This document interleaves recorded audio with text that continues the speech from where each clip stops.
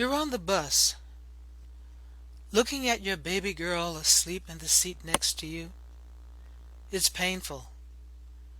Reminds you too much of him.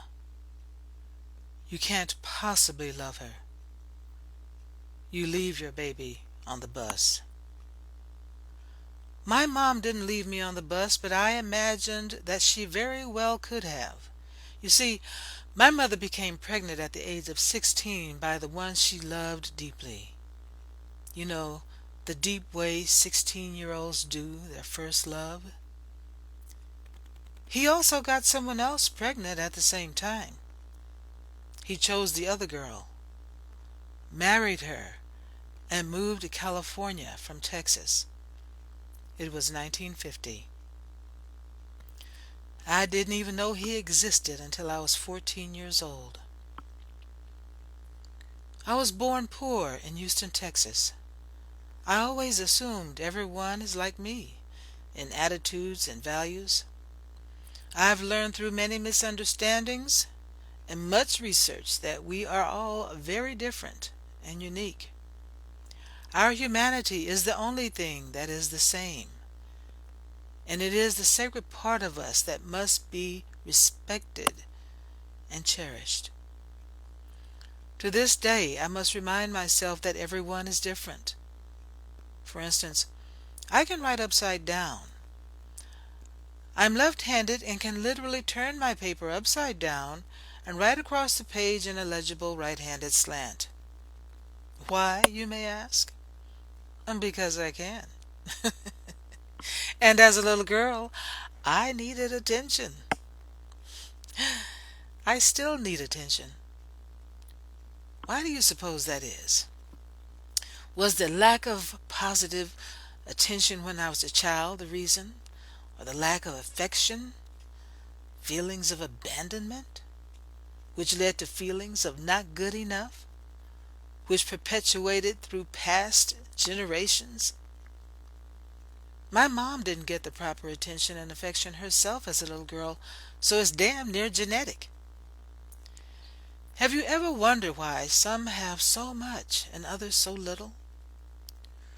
Over the decades, I've learned that financial markets and politics contribute, but it is our collective spiritual consciousness influencing it all.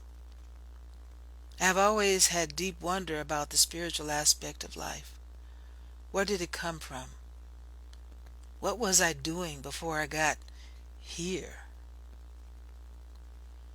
In my 20s, I began to seek the answers to these questions in earnest through meditation. As one relationship after another didn't work out, my research deepened. By the time my son was 3 years old, I was 37.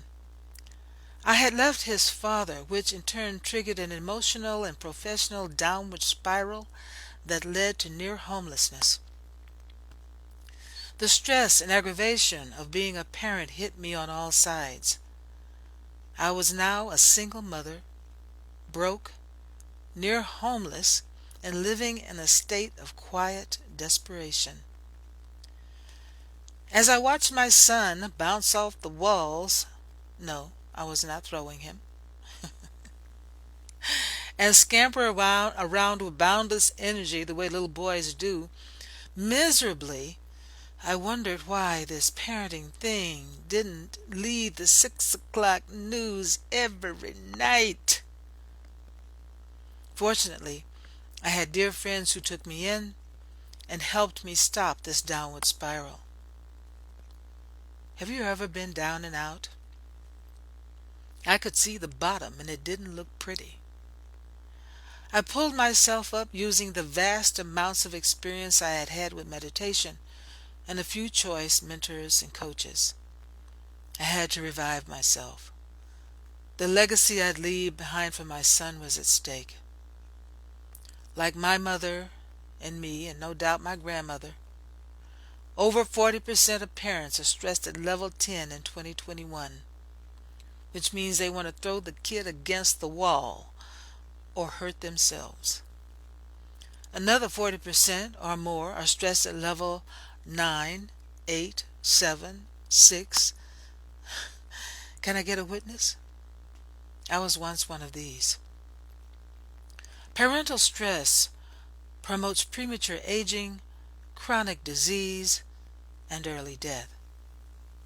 The tragedy is most parents don't know these things are preventable.